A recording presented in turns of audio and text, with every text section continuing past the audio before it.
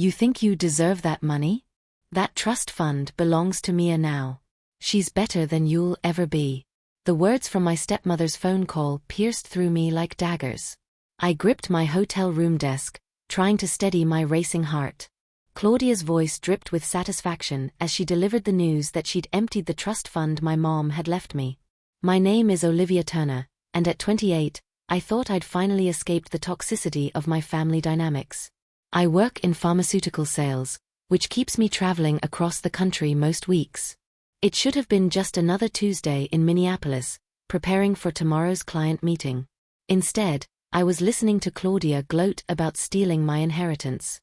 Thanks for letting me know, I replied calmly, my voice betraying none of the rage building inside me. I could almost see Claudia's smug expression falter at my composed response. She'd expected tears, pleading, or anger. Anything but this quiet acceptance. That's all you have to say? Claudia pressed, clearly disappointed by my reaction. Mia needs that money for her wedding and new house. You're just going to waste it on your meaningless sales career. I thought about my mom, who'd passed away when I was 16. She'd built a successful business from nothing and left me the trust fund to pursue my own dreams. Dreams Claudia, who married my dad just 2 years after Mom died, had been trying to get her hands on ever since. Is there anything else? I asked, keeping my voice level. The silence on the other end was telling.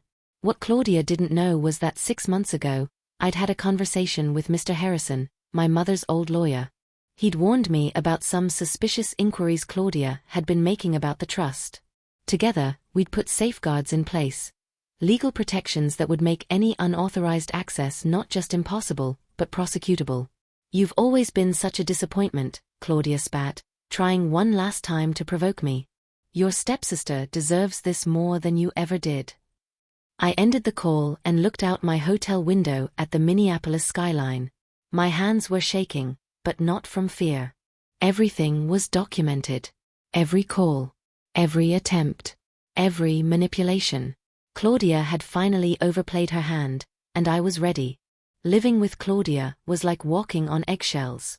After my mom's death from cancer when I was 16, my dad seemed desperate to rebuild our family. He married Claudia just 2 years later, bringing along her daughter Mia, who was 13 at the time. The tension was immediate and suffocating. My mom had built her pharmaceutical consulting business from scratch, working tirelessly to ensure my future was secure. The trust fund she left me wasn't just money, it was her legacy, her way of protecting me even after she was gone. But Claudia saw it differently. To her, it was an unfair advantage I had over Mia. Your mom wouldn't want you to be so selfish, she'd say, trying to guilt me into sharing the inheritance. We're all family now. But we weren't family, not in the way that mattered. While my dad buried himself in work to cope with his grief, Claudia systematically worked to push me to the sidelines. Mia became the star of our household. Every achievement, no matter how small, was celebrated lavishly. Meanwhile, my academic scholarships and business school acceptance went practically unnoticed. Claudia made sure my dad only saw what she wanted him to see. The real wake-up call came during my college graduation. I'd finished top of my class, landed a prestigious job, and done it all while working part-time. My dad couldn't make it because Mia had a minor cold. She needs her father right now, Claudia had insisted. That's when I knew nothing would ever change unless I changed it myself. I moved out the next day and focused on building my career. The trust fund stayed untouched, not because I didn't need it, but because accessing it meant dealing with Claudia's interference. Every time I visited home, she'd make snide comments about my privileged position, how Mia struggled without the same advantages. 6 months ago, when Mr. Harrison called to warn me about Claudia's inquiries, everything clicked into place. She'd been playing a long game, waiting for the right moment to strike. But I wasn't that vulnerable 16-year-old anymore. I was my mother's daughter, and I'd learned from the best about protecting what was mine. The trust fund wasn't just about money. It represented everything my mom had worked for. Sitting in my hotel room that evening, I pulled out the small photo I always carried of her. She was smiling, confident, the kind of woman I'd always aspired to be. The trust fund was meant to be my safety net, my chance to take risks and build something of my own, just like she had. I dialed Mr. Harrison's number. My fingers steady despite the anger still coursing through me. He answered on the second ring, his voice familiar and reassuring. Claudia finally made her move, I said, cutting straight to the point. She claims she's transferred everything to Mia. I was expecting this, he replied. I got an alert about attempted access to the account this morning. Don't worry, Olivia. The additional security measures we put in place worked exactly as planned. Every attempt was logged and documented. I let out a breath I hadn't realized I was holding. So nothing's actually been transferred? Not a penny. He confirmed. We've got her dead to rights on attempted fraud. The documentation is bulletproof. Would you like me to proceed with the next steps? I thought about all the years of manipulation, the snide comments, the way Claudia had slowly poisoned my relationship with my dad. She'd been so confident in her plan, so sure of her control over the situation that she hadn't even considered I might be 2 steps ahead. Yes, I said firmly. It's time to end this. Send the evidence to the family lawyer and copy my dad on everything. I want him to see exactly what his wife tried to do. Consider it done, Mr. Harrison said. And Olivia, your mom would be proud. She always said you were smarter than anyone gave you credit for. After hanging up, I opened my laptop and booked an earlier flight home.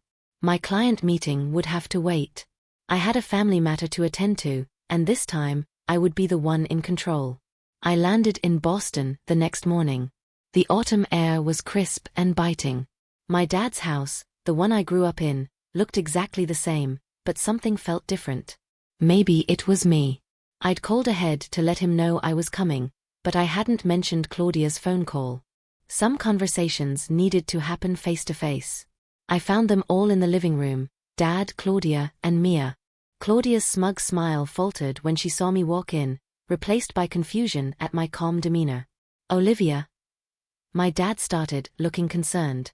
I didn't expect you until later. Is everything okay? Actually, Dad, we need to talk. I pulled out my phone and the file Mr. Harrison had sent me yesterday. Claudia called to tell me she'd emptied my trust fund and given everything to Mia. I thought you should see exactly what happened. Claudia's face went pale. I was just trying to help Mia. Don't, my voice was steel. Every attempt you made to access the account was documented. Every call. Every forged signature. Every manipulation. It's all here. I handed my dad the file. His hands shook as he read through the papers, his expression darkening with each page. Claudia, what did you do? His voice was barely a whisper. She's lying. Mia jumped in, her face red. She's always been jealous of me. I pulled out another document, the complete trust fund statement. The money's still there, safe and untouched. Claudia's attempts to transfer it failed because I was warned about her plans months ago. I took precautions. Precautions? Claudia spat. You set me up. No, I replied calmly. I protected what was mine, just like my mom taught me to. The silence in the room was deafening as my dad read through each document. Every manipulative email Claudia had sent to the bank. Every forged signature. Every calculated move she'd made to steal my inheritance. It was all there, in black and white. I did this for our family. Claudia protested, but her voice wavered. You tried to steal from my daughter, my dad's voice cracked. You forged my signature. You've been lying to me for years. He looked up at me, his eyes filled with a pain I hadn't seen since my mom died. Olivia, I had no idea. Of course you didn't, I said softly. Claudia made sure of that. Mr. Harrison had organized everything chronologically, showing years of Claudia's attempts to undermine my relationship with my father, all while trying to get her hands on my trust fund. The latest documents showed her failed attempt to transfer the money, along with her subsequent angry calls to the bank. This is ridiculous. Mia jumped up, her face red. Mom was just trying to make things fair. Olivia's always had everything handed to her. Handed to me? I turned to my stepsister, feeling a mix of pity and frustration. I worked through college. built my career from scratch. And I never touched that trust fund. Mom left it to me because she wanted me to have options, just like she did. But Claudia couldn't stand that, could she? Claudia's composure finally cracked. You ungrateful little. I've already filed charges, I cut her off. The bank has all the evidence of attempted fraud. Mr. Harrison is handling everything. I turned to my dad. I'm sorry you had to find out this way, but you needed to know the truth. The weight of 12 years of manipulation hung in the air. My dad looked at Claudia like he was seeing her for the first time, and not in a good way. The next few moments changed everything. My dad stood up, his hands trembling as he held the documents. Claudia, I want you out of this house tonight. What? Claudia's voice rose to a shrill pitch. You can't be serious. After everything I've done for this family. Done for this family? My dad's voice was quiet but firm. You tried to steal from my daughter. You forged my signature. You've been lying to me for years. Mia started crying, but these weren't her usual manipulative tears. She looked genuinely shocked, perhaps finally realizing the gravity of what her mother had tried to do. The police will want to talk to you, I said to Claudia. Mr. Harrison has already filed the reports. The bank fraud department is involved now. You planned this, Claudia hissed. You knew I would try to access the trust fund. No, Claudia, I said. You planned this. I just made sure I was ready when you did. I turned to my dad. There's more. Mr. Harrison found evidence that she's been skimming money from your account too. Small amounts, building up over years. My dad sank back into his chair, looking devastated. I felt a pang of guilt for causing him pain, but he needed to know the truth. Get out, he repeated to Claudia. Both of you. I'll have my lawyer contact you about the divorce. As Claudia and Mia gathered their things, throwing accusations and tears around in equal measure, I stood quietly by the window, the same window where I used to watch for my mom to come home from work. I could almost hear her voice, always be prepared, sweetheart, and never let anyone take what's rightfully yours.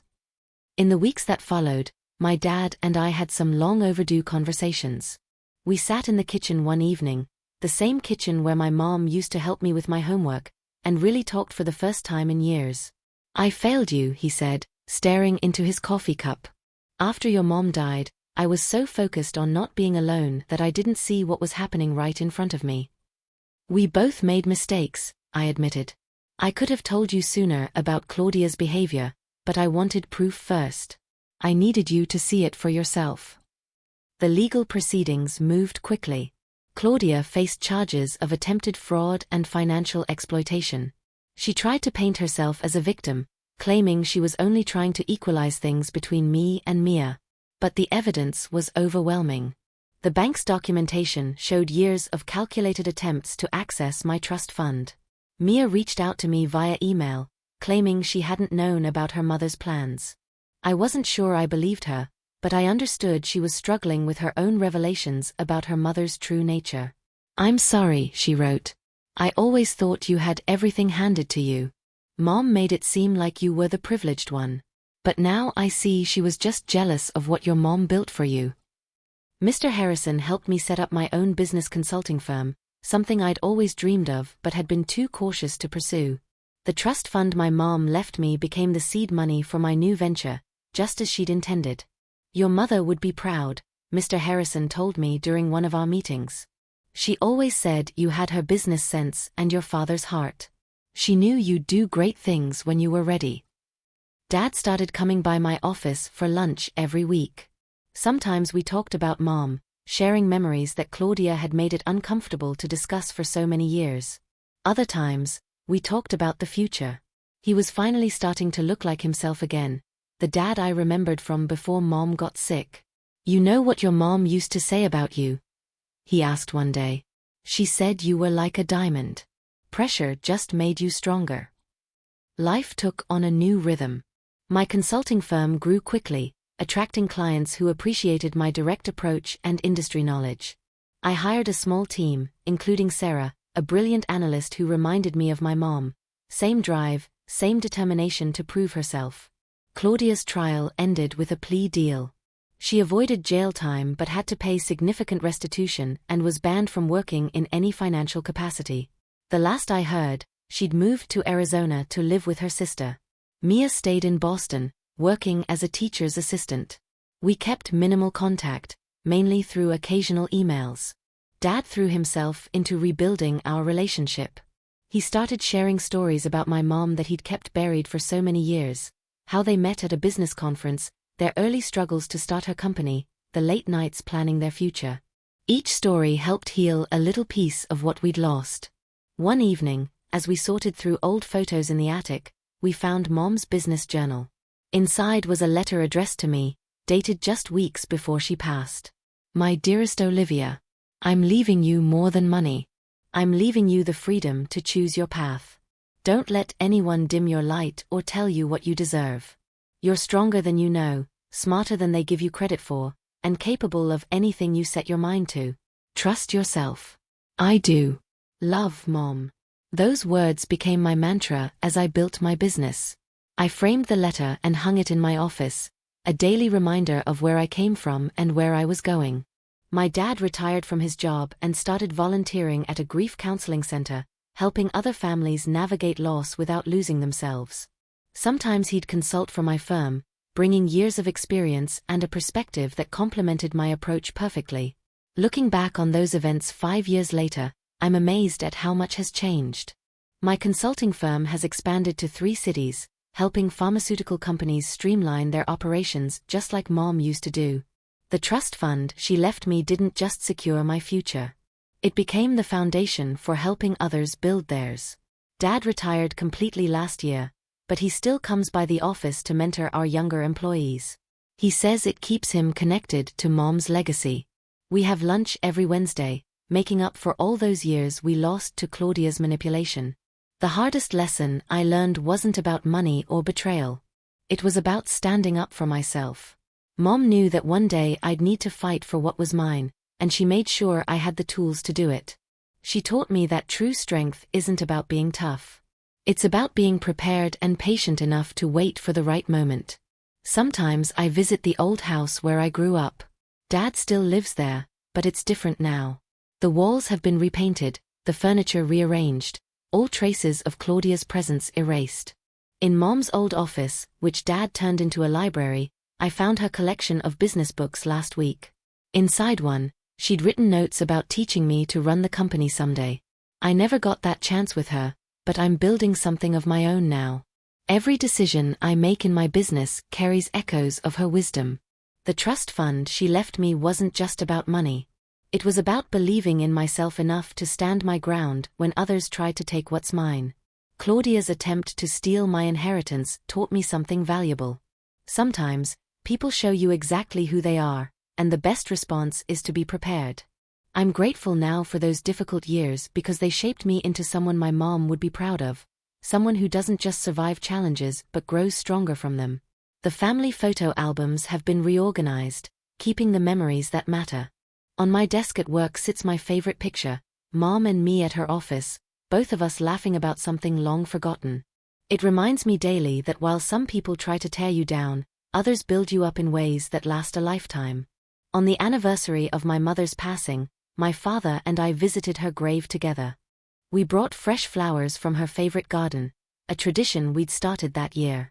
Standing there, I shared with him the letter I'd found in her journal. He read it silently, his hands trembling slightly as he held the worn paper. She was always thinking ahead, he said softly, his voice thick with emotion. Even when she was fighting for her own life, she was fighting for yours too. In that moment, I realized that every step I had taken to protect her legacy, every choice to stand firm, every decision to build something meaningful, was her final gift to me.